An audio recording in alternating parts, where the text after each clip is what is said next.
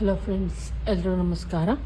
ನಾನು ಈ ವಿಡಿಯೋದಲ್ಲಿ ಈಗ ನಾನಿಲ್ಲಿ ಶೋಲ್ಡರ್ ಮಾತ್ರನೇ ಅಟ್ಯಾಚ್ ಮಾಡಿದ್ದೀನಿ, ಬೇರೇನೂ ಮಾಡಿಲ್ಲ. ಶೋಲ್ಡರ್ ಅಟ್ಯಾಚ್ ಮಾಡಿದ್ದೀನಿ. ಇದು ಬ್ಯಾಕಲ್ಲಿ 15.5 ಉದ್ದ ಇದೆ, ಫ್ರಂಟಲ್ಲಿ 17 ಇಂಚ್ ಉದ್ದ ಇದೆ.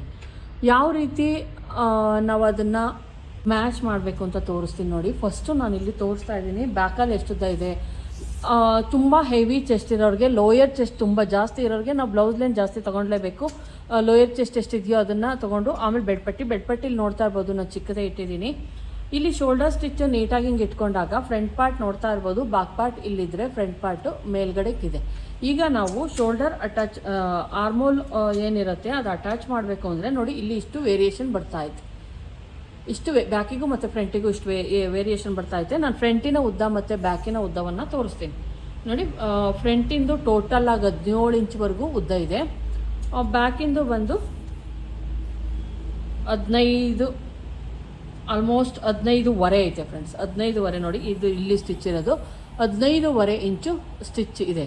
ಇನ್ನು 1.5 ಇಂಚು ನಾವು ಯಾವ ರೀತಿ ಕರೆಕ್ಟ್ ಮಾಡ್ಕೊಬೇಕು, ಇದು ತುಂಬಾ ಇಂಪಾರ್ಟೆಂಟು. ಯಾಕಂದರೆ ಫ್ರಂಟಲ್ಲಿ ಉದ್ದ ಇರುತ್ತೆ, ಬ್ಯಾಕಲ್ಲಿ ತುಂಡ ಇರುತ್ತೆ. ನಾವು ಯಾವ ರೀತಿ ಮ್ಯಾಚ್ ಮಾಡಬೇಕು ಅನ್ನೋದು ಗೊತ್ತಾಗಲ್ಲ.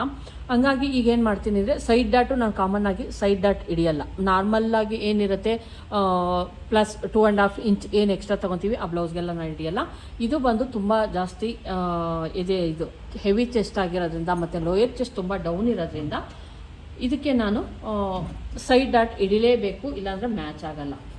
ಫ್ರಂಟು ಮತ್ತು ಬ್ಯಾಕು ಸೈಡ್ ಫಿಟ್ಟಿಂಗ್ ಏನು ಮಾಡ್ತೀವಿ ಅದು ಮ್ಯಾಚ್ ಆಗಲ್ಲ. ಇನ್ನೇನು ಅಲ್ಲ, ಸೈಡ್ ಫಿಟ್ಟಿಂಗ್ ನೋಡಿ. ಇದನ್ನು ಒಂದು ಡಾಟ್ ಮಾಡ್ಕೊಳ್ಳಿ, ಸೈಡ್ ಡಾಟ್ ಹಾಕ್ಕೊಳ್ಳಿ. ಸೈಡ್ ಡಾಟ್ ಪ್ರತಿಯೊಬ್ಬರು ಹಾಕ್ತಾರೆ, ನಾವು ಮಾತ್ರ ಹಾಕ್ತಾ ಇರಲಿಲ್ಲ. ಈ ಥರ ವೇರಿಯೇಷನ್ ಬಂದಾಗ ಸೈಡ್ ಡಾಟ್ ಕೂಡ ಹಾಕಬೇಕಾಗತ್ತೆ ನೀವು, ಇಲ್ಲಾಂದರೆ ಮ್ಯಾಚ್ ಮಾಡೋಕ್ಕಾಗಲ್ಲ. ನಾವು ಬ್ಯಾಕ್ ಮತ್ತು ಫ್ರಂಟನ್ನು ಮ್ಯಾಚ್ ಮಾಡೋಕ್ಕಾಗಲ್ಲ. ಇಲ್ಲಿ ನಾನು ಈಗಲೂ ಕೂಡ ಇನ್ನೂ ಒಂದು ಸ್ವಲ್ಪ ವೇರಿಯೇಷನ್ ಬರ್ತಾ ಇರುತ್ತೆ. ಅದನ್ನು ಯಾವ ರೀತಿ ಈ ರೀತಿ ಮಾಡಲಿಲ್ಲ ಅಂದರೆ ನೀವು ಪ್ಲಸ್ ಏನು ಬರುತ್ತೆ ಆ ಥರ ಬರಲ್ಲ, ಮತ್ತು ಮ್ಯಾಚ್ ಕೂಡ ಮಾಡೋಕ್ಕಾಗಲ್ಲ. ಈಗ ಆಯಿತು, ನಾನು ಸೈಡ್ ಡಾಟು ಕೂಡ ಹಿಡ್ದಿದ್ದೀನಿ. ಈಗ ಒಂದು ಸಲ ಚೆಕ್ ಮಾಡೋಣ, ಸೈಡಲ್ಲಿ ಚೆಕ್ ಮಾಡೋಣ. ಈಗಲೂ ಕೂಡ ಸ್ವಲ್ಪ ನೋಡಿ, ಇಲ್ಲಿ ಕರೆಕ್ಟಾಗಿ ಇಟ್ಕೊಂಡಿದ್ದೀನಿ. ಇಲ್ಲಿ ಹಿಂಗಂದಾಗ ಒಂಚೂರು ಅಷ್ಟೇ, ತುಂಬ ಏನಲ್ಲ, ಸ್ವಲ್ಪ ವೇರಿಯೇಷನ್ ಬರ್ತೈತೆ. ಅದನ್ನು ನಾನು ನೀಟಾಗಿ ಟ್ರಿಮ್ ಮಾಡ್ಕೊತೀನಿ. ಎಷ್ಟು ಎಕ್ಸ್ಟ್ರಾ ಆಗಿದೆಯೋ ಅದನ್ನು ಟ್ರಿಮ್ ಮಾಡ್ಕೊಳ್ಳೋಣ. ಒರಿಯೆಲ್ಲ ಮಾಡ್ಕೊಬೇಡಿ, ಏನೂ ಆಗಲ್ಲ, ಟ್ರಿಮ್ ಮಾಡ್ಕೊಳ್ಳಿ. ಈಗ ನಮ್ಮದು ಸೈಡ್ ಫಿಟ್ಟಿಂಗ್ದು ಈ ಕಡೆದು ಕರೆಕ್ಟ್ ಆಯಿತು. ಈಗ ಈ ಕಡೆದು ಅಷ್ಟೇ, ಇನ್ನೊಂದು ಕಡೆ ಸೈಡ್ದು ಕೂಡ ನೀಟಾಗಿ ನೋಡ್ಕೊಳ್ಳೋಣ.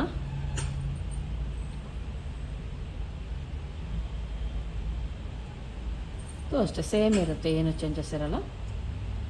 ಇದು ಅಷ್ಟೇ, ಒಂದು ಸ್ವಲ್ಪ, ತುಂಬ ಅಲ್ಲ, ಚೂರು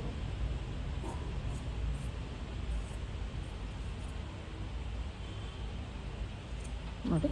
ಇದನ್ನು ಕೂಡ ಮಾಡಿದೆ. ಇಷ್ಟಾದಮೇಲೆ ನಾವೇನು ಮಾಡ್ಕೊಬೇಕಪ್ಪ ಅಂದರೆ, ಫ್ರಂಟಲ್ಲಿ 2 ಇಂಚು 3 ಇಂಚು ಗ್ಯಾಪ್ ಬರ್ತಾ ಇದೆ, ಅದನ್ನು ಕೂಡ ನೋಡ್ಕೊಳ್ಳೋಣ. ಸೆಂಟ್ರಲ್ಲಿ ಕರೆಕ್ಟಾಗಿ ಹಿಂಗೆ ಇಟ್ಕೊಳ್ಳಿ. ಇದ್ರ ಮೇಲೆ ನೀವು 1/2 ಇಂಚು ಅಥವಾ 3/4 ಇಂಚು 1 ಇಂಚ್ವರೆಗೂ ಗ್ಯಾಪ್ ಬಂದರೆ ಏನು ಪ್ರಾಬ್ಲಮ್ ಇಲ್ಲ, ನೀಟಾಗಿ ಇನ್ನೂ ಫಿನಿಶಿಂಗ್ ಕೂರುತ್ತೆ. ಅದು ತುಂಬ ಎಲ್ಲ ಇರಬಾರ್ದು, 2 ಇಂಚು 3 ಇಂಚು ಇರಬಾರ್ದು. ನಾನಿಲ್ಲ ಸ್ವಲ್ಪ ಗ್ಯಾಪನ್ನಂಗೆ ಇಟ್ಟಿದ್ದೀನಿ.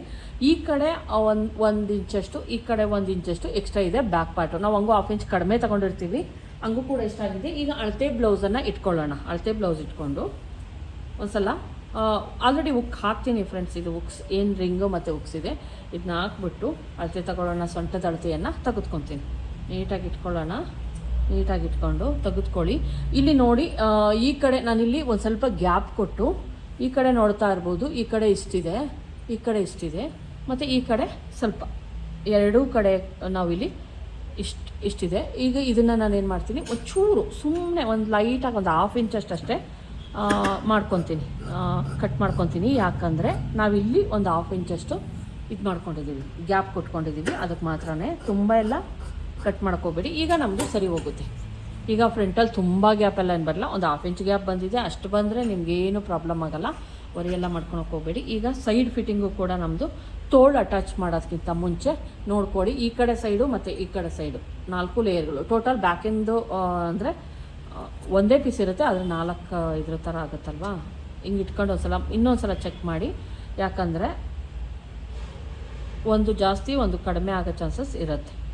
ಹಂಗಾಗಿ ಹಿಂಗೆ ಇಟ್ಕೊಂಡು ಮತ್ತೆ ಇನ್ನೊಂದು ಸಲ 4 ಲೇಯರ್ಗಳನ್ನು ನೋಡ್ಕೊತಾ ಇದ್ದೀನಿ. ನೋಡಿ, ಇಲ್ಲಿ ಒಂದು ಸ್ವಲ್ಪ ಕಡಿಮೆ ಇದೆ, ಈ ಲೇಯರು ನೋಡಿ, ಈ ಲೇಯರ್ ಒಂದು ಸ್ವಲ್ಪ ಕಡಿಮೆ ಇದೆ. ಆ ಲೇಯರ್ ಅಳತೆಗೆ 4 ಲೇಯರ್ಗಳನ್ನು ನೀಟಾಗಿ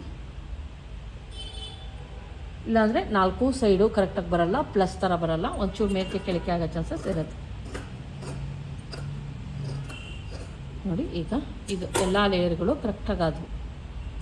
ಇಷ್ಟಾದಮೇಲೆ ಇನ್ನೂ ಒಂದು ಚೆಕ್ ಮಾಡ್ಕೊಳ್ಳೋಣ, ಏನು ಈ ಸ್ಟಿಚ್ ಇರುತ್ತೆ ಇದು ಕರೆಕ್ಟಾಗಿ ಇದೆಯಾ ಇಲ್ವಾ ಅಂತ ಒಂದು ಸ್ವಲ್ಪ ಚೆಕ್ ಮಾಡ್ಕೊಳ್ಳಿ. ಒಂದು ಸ್ವಲ್ಪ ವೇರಿಯೇಷನ್ ಇದ್ದರೆ ನೀವೇನು ವರಿ ಮಾಡ್ಕೊಳಕ್ಕೆಲ್ಲ ಹೋಗಬೇಡಿ. ಇಲ್ಲ ಆಲ್ಮೋಸ್ಟ್ ಒಂದು 1/4 ಇಂಚಷ್ಟು ವೇರಿಯೇಷನ್ ಬರ್ತಾಯಿದೆ. ನಾನೇನು ಈ ಸೈಡು ಸ್ವಲ್ಪ ಜಾಸ್ತಿ ಐತೆ, ಹಂಗಾಗಿ ಒಂದು ಸ್ವಲ್ಪ ಕಡಿಮೆ ಮಾಡ್ಕೊಂಡಿದ್ದೀವಿ. ಏನೂ ತೊಂದರೆ ಇಲ್ಲ, ಏನೂ ಆಗಲ್ಲ. ನಾವಿಲ್ಲ ಅಂದರೆ ಬ್ಯಾಕಲ್ಲಿ ಕಟ್ ಮಾಡಿಬಿಟ್ಟು ಫ್ರಂಟಲ್ಲಿ ಉಳಿಸ್ಕೊಂಡಿದ್ರೆ ಆಗ್ತಾಯಿತ್ತು. ಆದರೆ ಬ್ಯಾಕಲ್ಲಿ ನಮ್ದು ಕರೆಕ್ಟಾಗಿದೆ, ಹಂಗಾಗಿ ನಾನಿಲ್ಲಿ ಸ್ವಲ್ಪ ಇಲ್ಲೂ ಅಷ್ಟೇ ತುಂಬ ಜಾಸ್ತಿ ಎಲ್ಲ ಕಂಕ್ಲು ಬಟ್ಟೆ ಬಿಡೋಕ್ಕೆ ಹೋಗಬೇಡಿ. ಇಲ್ಲಿ ಬಟ್ಟೆ ಜಾಸ್ತಿ ಆದರೂ ಕೂಡ ಕುಪ್ಪಿ ಬರೋ ಚಾನ್ಸಸ್ ಇರುತ್ತೆ. ಈಗ ಇದು ಅಷ್ಟೇ, ಇನ್ನೊಂದು ಸಲ ಚೆಕ್ ಮಾಡೋಣ. ಸಿಂಗಲ್ ಪಟ್ಟಿ ಡಬಲ್ ಪಟ್ಟಿ ಏನಿದೆ ಅದನ್ನು ಒಂದು ಸ್ವಲ್ಪ ಕಡಿಮೆ ಆಗಿದೆ ಅಷ್ಟೇ, ತುಂಬ ವೇರಿಯೇಷನ್ ಎಲ್ಲ ಆಗಿಲ್ಲ. ನೋಡಿ ಇದು ಅಷ್ಟೇ ಸ್ವಲ್ಪ ನೋಡಿ, ಇದು ಇಷ್ಟು ಜಾಸ್ತಿ ಆಗಿದೆ, ತೊಂದರೆ ಇಲ್ಲ, ಏನೂ ಆಗಲ್ಲ.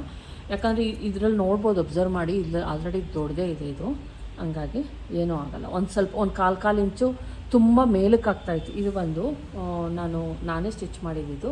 ಇದು ಅವ್ರು ವೇರ್ ಮಾಡಿದಾಗ ತುಂಬ ಮೇಲಕ್ಕೆ ಆಗ್ತಾಯಿತ್ತು. ಏನು ಅಂದರೆ ಇದು ತುಂಬ ಮೇಲಕ್ಕೆ ಅಜ್ಜಿ ಅಂತಾರಲ್ವ, ಅವ್ರು ಹೇಳೋದು ಇಷ್ಟೇ ಇರಲಿ ಅಂತಾರೆ. ಆದರೆ ನಾನೇ ಒಂದು ಸ್ವಲ್ಪ ಏನು ಮಾಡಿದ್ದೀನಿ, ಒಂದು 1/2 ಇಂಚು ಡೌನ್ ಮಾಡಿದ್ದೀನಿ.